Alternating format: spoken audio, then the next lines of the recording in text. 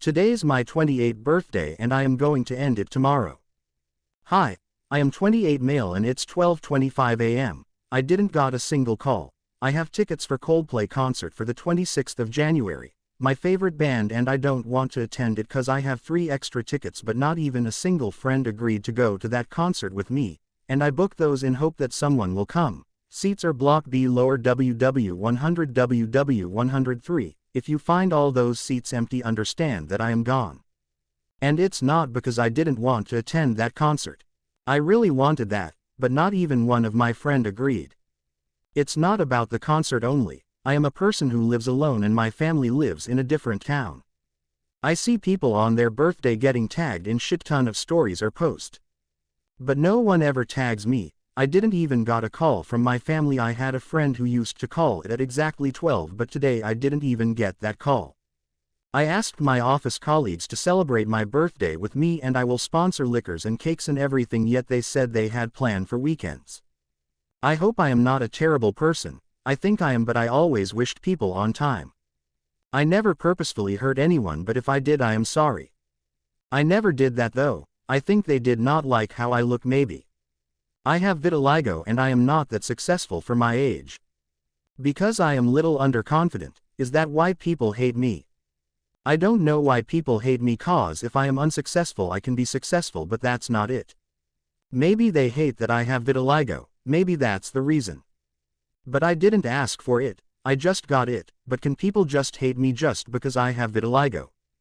I think so. I wouldn't hate anyone though. I love all kind of people, even the one who literally beaten the shit out of me when I was school because I got offended cause they were making jokes on my skin condition. Maybe I shouldn't got offended at that time, and they were only having fun. I could have ignored them or maybe laughed with them. That might have resulted in a good friendship maybe. They might have wished me. I think I was always the problem. That's why not even my parents loves me as they love my brother.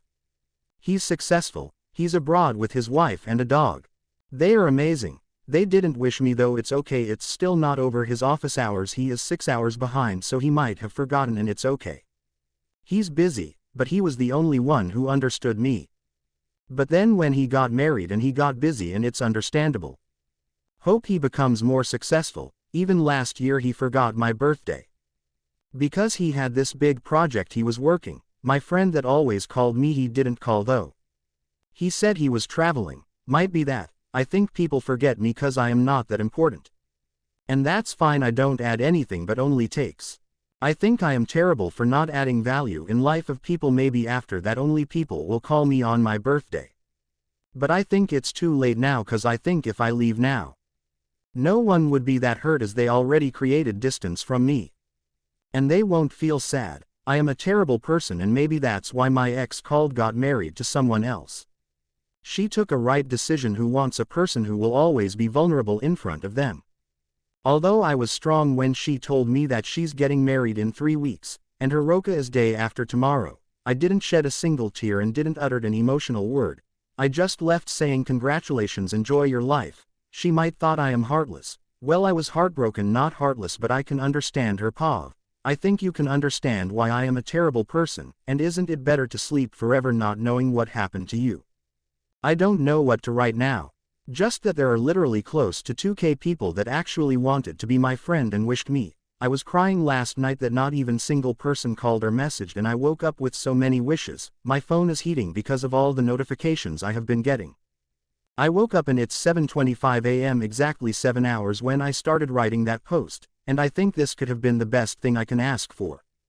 I saw few comments that people want to come and attend concert with me, and I would definitely love that.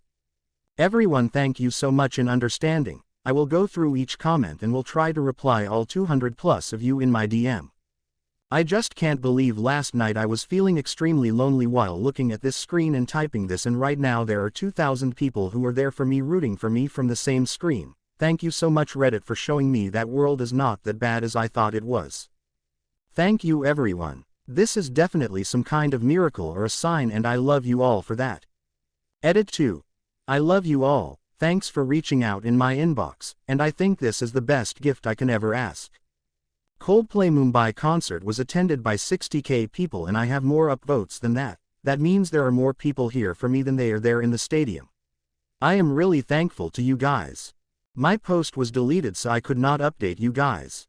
I invited 2 friends to attend with me on concert and they agreed. A lot of things have been very positive with me in past few days and I thinks it's all because of you guys. I am not a YouTuber but I am definitely gonna make a video on this and upload it as my first video in the next 15 days cause this needs to be out there in the world, that Reddit is just amazing and how it can actually help people. Cause I don't how to really thank you all guys. Met a random woman at a large corporate function and she confessed. I was recently at a large corporate party with many people I didn't know from different offices around the country. I was making small talk with the wife of someone I didn't know and she started making humorous complaints about her husband. Nothing serious, typical middle-age marriage jokes. We're laughing and says, "We've never before and we will probably never meet again, so can I tell you something I need to get off my chest?"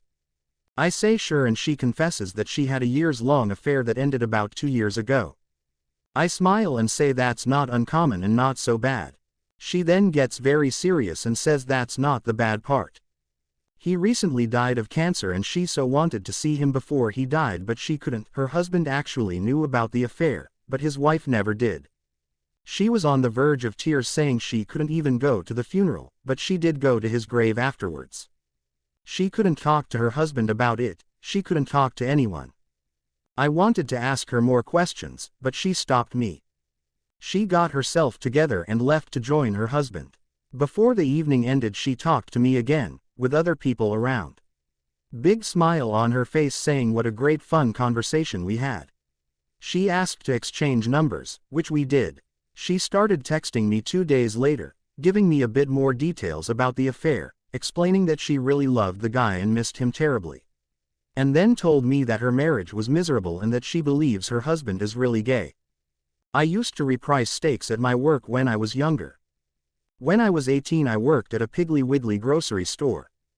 After the meat department guys went home at like 3 p.m. it was part of my job to restock meat on the sales floor throughout the night.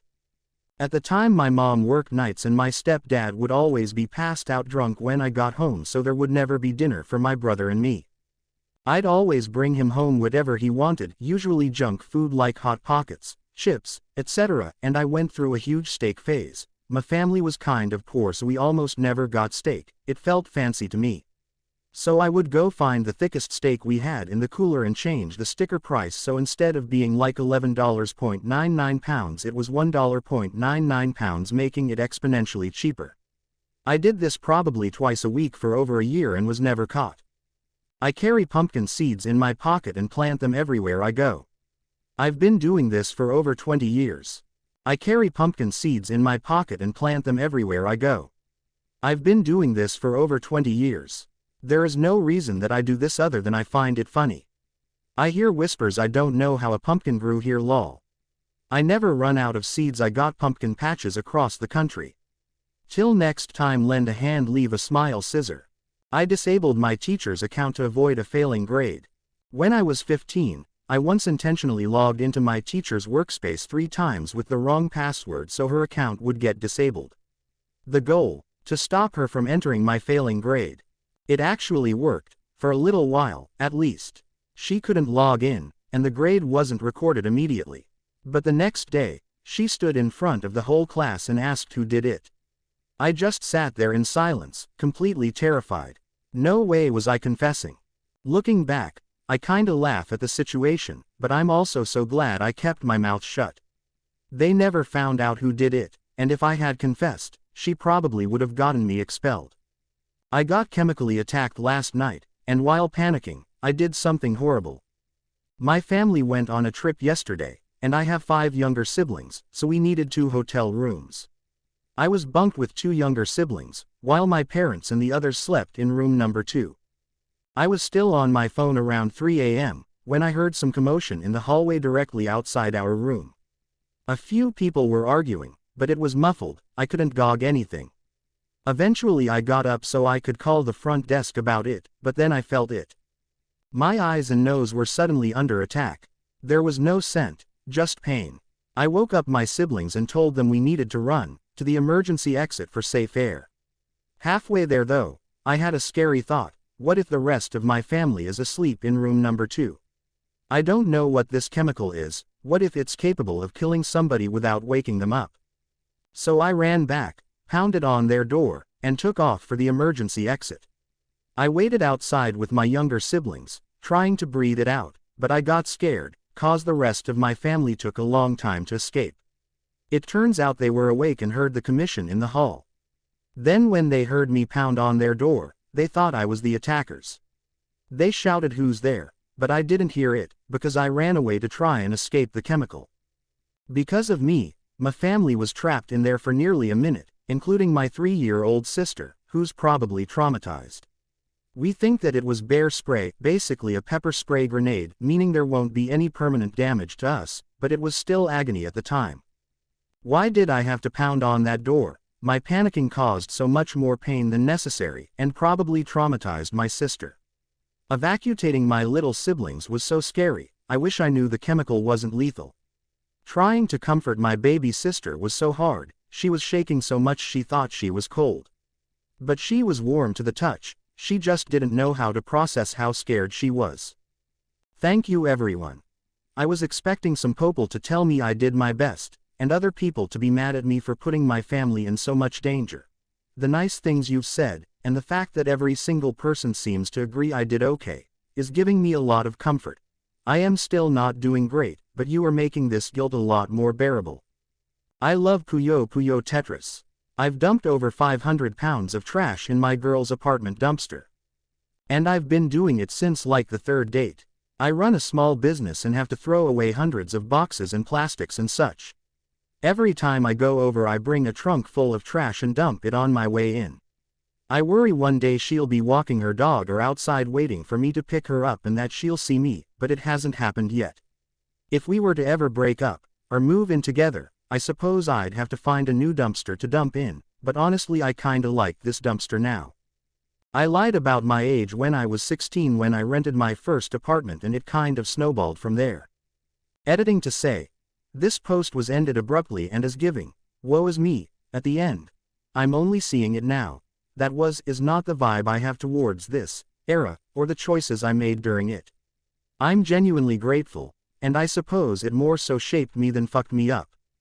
When I was 16 I left foster care, dropped out of school and got a full-time job. At this featuring job I met this guy who I became friends with.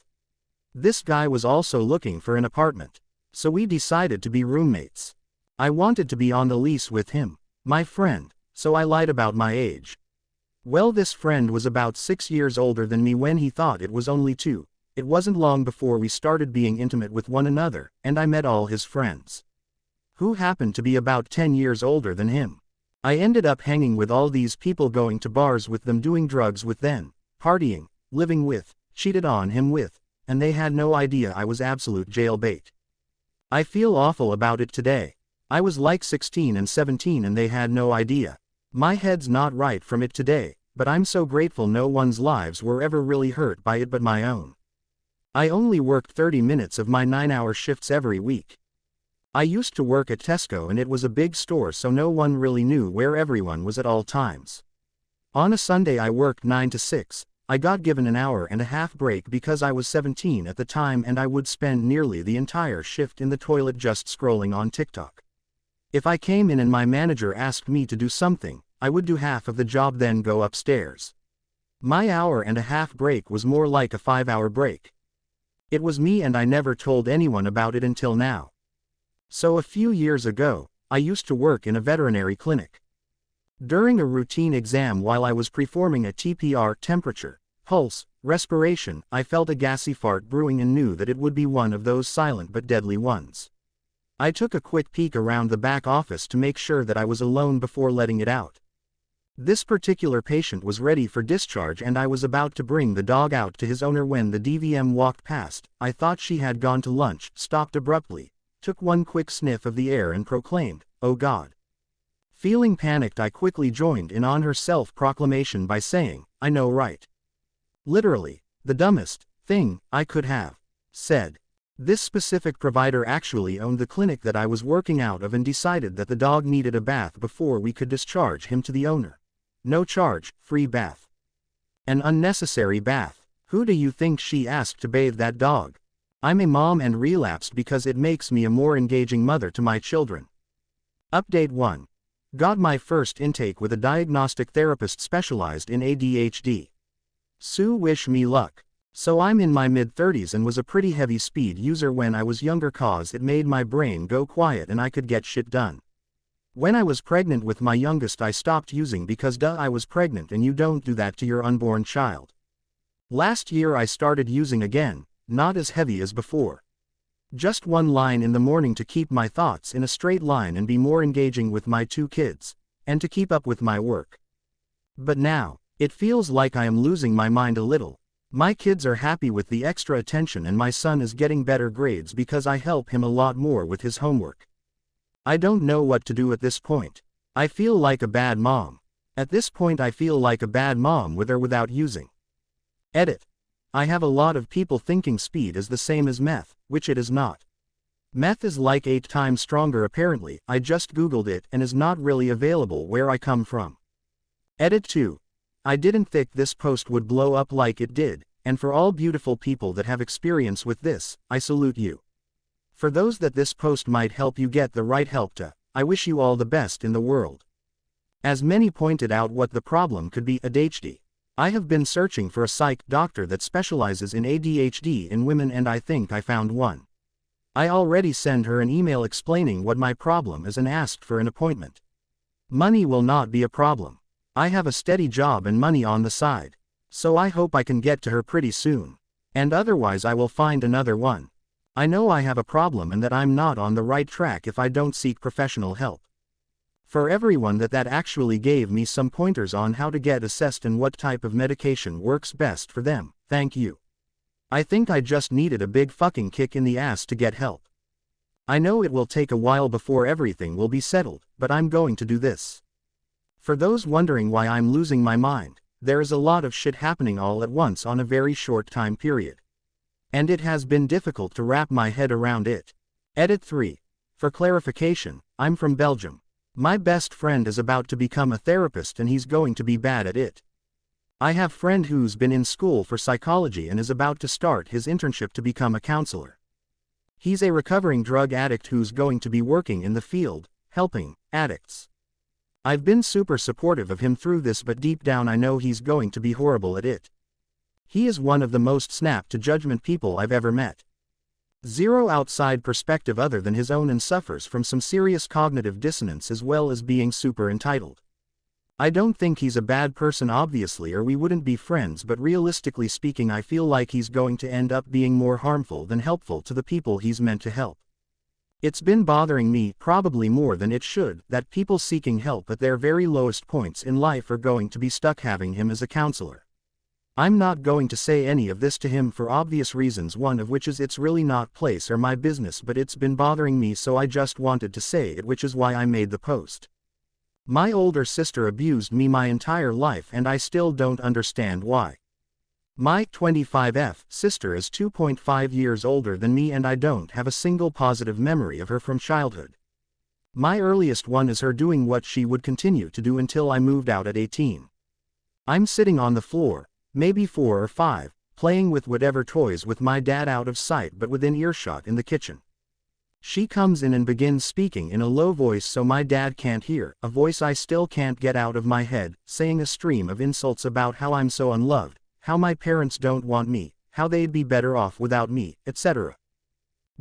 I get upset and yell and maybe throw a toy or hit her and my dad comes in to see what's going on, having heard me yell.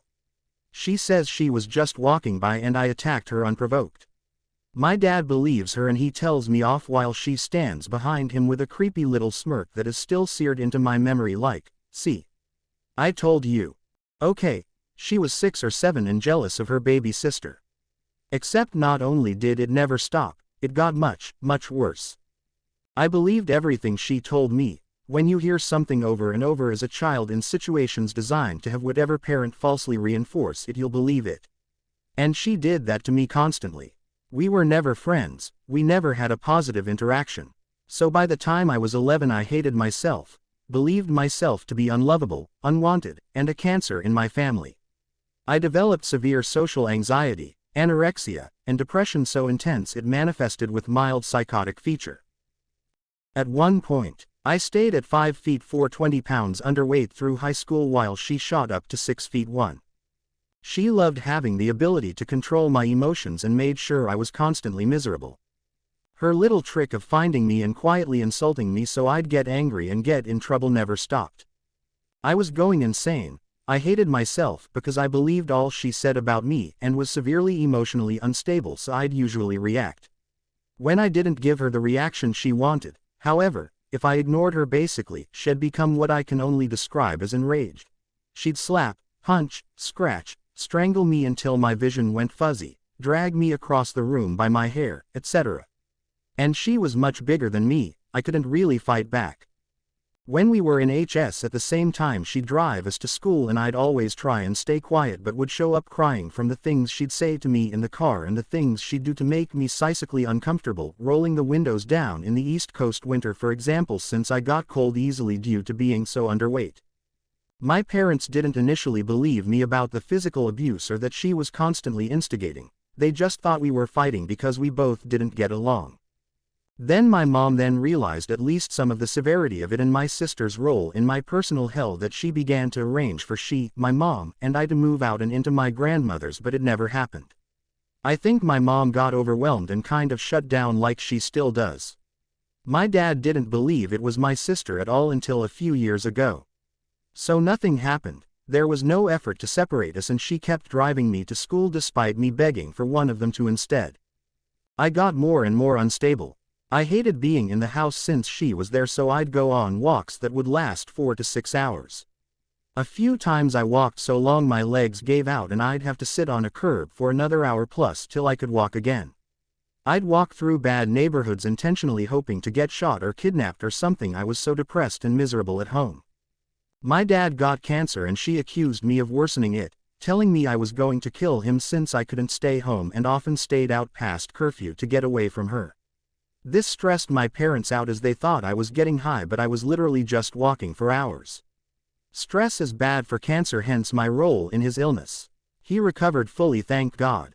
My little brother was born when I was 6 and she showered him with love from that moment on, often running to cuddle him and then insulting me while doing so just so I'd feel the difference. I didn't realize how aware he was of this and her intent until recently. I didn't know that what she was doing was systematic and intentional abuse and not normal until I was 21 and in therapy. I finally cut her off. I confronted my parents and forced them to listen to story after story of her beating and choking me now that I knew it wasn't okay. My dad broke down sobbing and apologized over and over for not believing me then, and now, 4 years later, I've mostly forgiven him and try not to be resentful. They're incredibly loving parents, and I've read so much about how most parents don't recognize sibling abuse for what it is.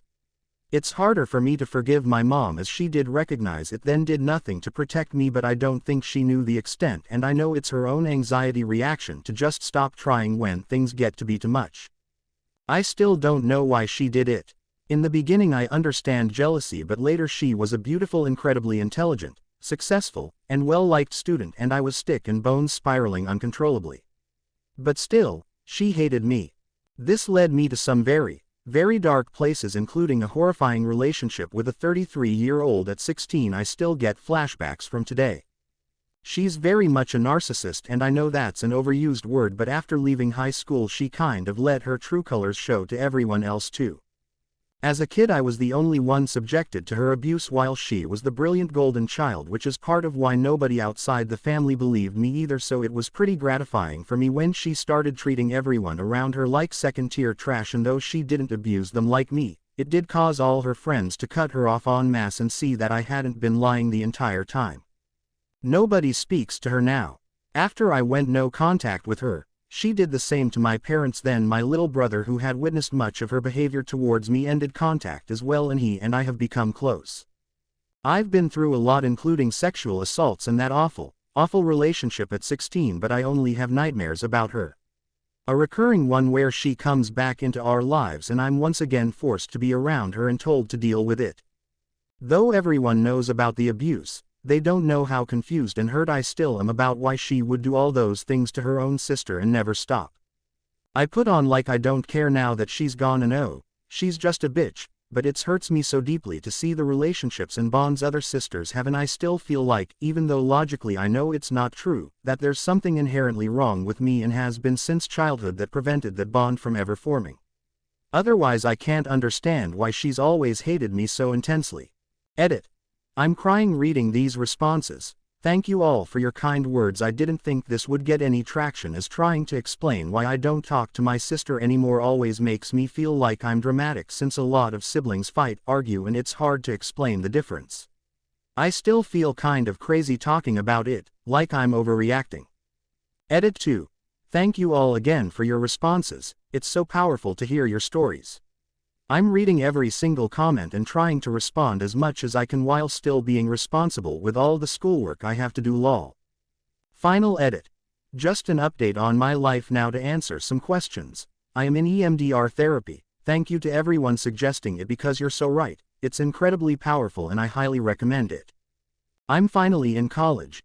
Even though going to college is expected, the norm in my family, and even though despite my intense mental health breakdowns and psych ward stints, I didn't do terrible in HS, my sister would always joke about how crazy and shocking it would be if I went to college or was successful in general, so I didn't really consider it, especially cause my mental health issues got worse before they got better. But now, at 25, I'm getting a bachelor's in business economics and I'm really proud of myself because I'm actually not that stupid and I'm doing really well. I'm actually very close with my dad now, and my mom and I are on good terms. Despite them not protecting me as a child, they've been very supportive emotionally and financially as I've been trying to pull myself together these past years. I'm definitely on an upwards trajectory, but I still suffer from tons of anxiety and feelings of inferiority and have very severe commitment issues working on it. I'm sorry for how crazy long this is. I honestly didn't think many people would read it. I just needed to write out and process some feelings I was having. I'm so touched so many of you have taken the time to respond. It's very sad but very validating to see my story repeated in others. May we all heal and succeed. Red heart. I've dumped over 500 pounds of trash in my girl's apartment dumpster. And I've been doing it since like the third date. I run a small business and have to throw away hundreds of boxes and plastics and such. Every time I go over I bring a trunk full of trash and dump it on my way in. I worry one day she'll be walking her dog or outside waiting for me to pick her up and that she'll see me, but it hasn't happened yet. If we were to ever break up, or move in together, I suppose I'd have to find a new dumpster to dump in, but honestly I kinda like this dumpster now. I have lived alone for 3 years in my own apartment. I grew up in a very dysfunctional, broken home and never really had parents or adults that I could rely on. My dad left my mom when I was 6 and she developed a drug addiction shortly after. My sister, who is 10 years older than me, took care of me for a couple years while she was still home because my mom was completely checked out. When my sister moved away to go to college, things were really rough. I went without pretty much any supervision or care from then on. When I turned 15 I couldn't take it anymore and my sister offered to help me get out. She started paying for an apartment in her name and I have lived there alone since then. Nobody has ever questioned me or given me any trouble. Why I felt the need to confess this, but I just had to get it off my chest. Thanks for watching. If you enjoyed the video, leave a comment below, and let me know what you'd like to see next. Don't forget to hit that notification bell so you never miss an update.